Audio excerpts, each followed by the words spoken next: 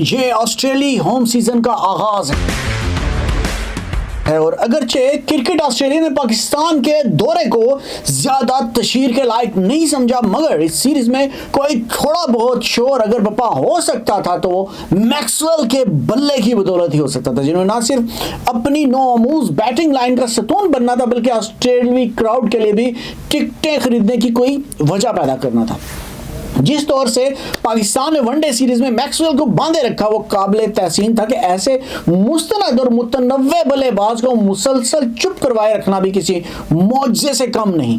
पहले one day match में हारिस रऊफ की पीएस का कहर झेलने के बाद मैक्सवेल ने कहा था कि हारिस वो बॉलर हैं जो अकेले अपने बल पे खेल का नक्शा बदलने की ताकत रखते हैं। अगले दो मैचेस में मैक्सवेल की बात दुरुस्त भी साबित हुई कि हारिस रऊफ ही फिर से उनकी उम्मीदों का इनहदाम ठहरे, मगर गाबा में सूरत हाल मुख्तलिफ थी। अव्वल तो किसी एशियाई टीम के लिए ब्रिस्बेन की बाउंड्री डायमेंशन से मानूस होना ही बहुत मुश्किल है। जहां ग्राउंड के एक तरफ बाउंड्री अगर 60 मीटर के लगभग पड़ती है तो वहां दूसरी समझिए बाउंड्री कोई 80 मीटर तक जा पड़ती है। ऐसे में असल इम्तिहान उसी बैटिंग लाइन का होना था जिसे रावलपिंडी जैसे वेन्यूज पर बाज़ औक़ात 55 मीटर तक की बाउंड्री जैसी सहूलत भी मुयस्सर होती है और ऐसी बाउंड्रीज के रसिया रिफ्लेक्सेस के लिए ब्रिस्बेन की बाउंड्री अबूर करना तो डबल छक्के लगाने के मुतरादिफ था। और जिस तरह से बारिश ने खेल का दौरानिया बिल्कुल मुख्तसर कर दिया, हालात भी मैक्सवेल की इसी धुआंधार इनिंग्स के लिए साजगार हो गए कि जहां वनडे सीरीज में उन्हें 50 ओवर तक इनिंग्स ले जाने की जिम्मेदारी थी, यहां उन्हें पहली गेंद से ही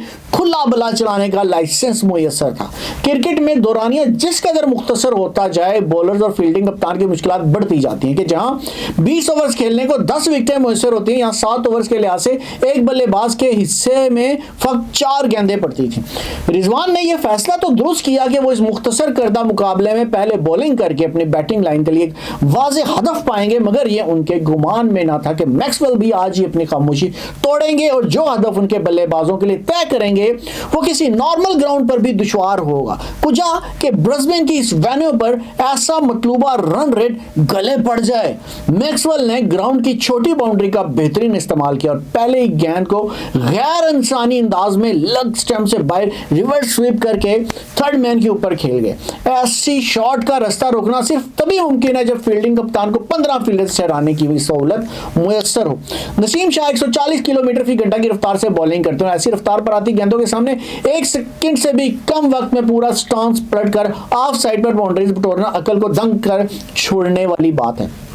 यहां मैक्सवेल के निशाने की जद पे सिर्फ नसीम शाह ही नहीं आए बल्कि शाहीन अफरीदी और पूरी वनडे सीरीज उन पे हावी रहने वाले हारिस रऊफ भी रहे, जिनकी वैरायटी को बखूबी भांप कर मैक्सवेल ने स्क्वायर लेग बाउंड्री की सैर करवा दी। बिलाशुबा पाकिस्तानी बल्लेबाजों को भी अंधाधुंध बल्ले घुमाने के बजाय अपनी शॉट सिलेक्शन में बेहतर फैसला साजी करनी चाहिए थी और गेंद पर छक्के की बेसूद कोशिश नहीं करनी चाहिए थी। मेरे जिस तरह से मैक्सवेल ने अपनी खामोशी तोड़ी, यह मैच पाकिस्तानी इनिंग से कहीं पहले ही खत्म हो चुका था और फिर जो हुआ वो आपने देखा। लेकिन अगले मैच बाकी हैं और अब संभल कर खेलना होगा क्योंकि मैक्सवेल आगे भी बड़ा खतरा बन सकते हैं। काम आएंगे बाबर और इसके अलावा पाकिस्तान के जो प्लेयर हैं, खास तौर पे बल्लेबाजों पर इस वक्त जिम्मेदारी बढ़ जाएगी। और रिजवान तो खुद भी बड़ा अच्छा खेलते हैं, लेकिन जो अच्छा खेलते हैं वो दिखाना भी पड़ेगा।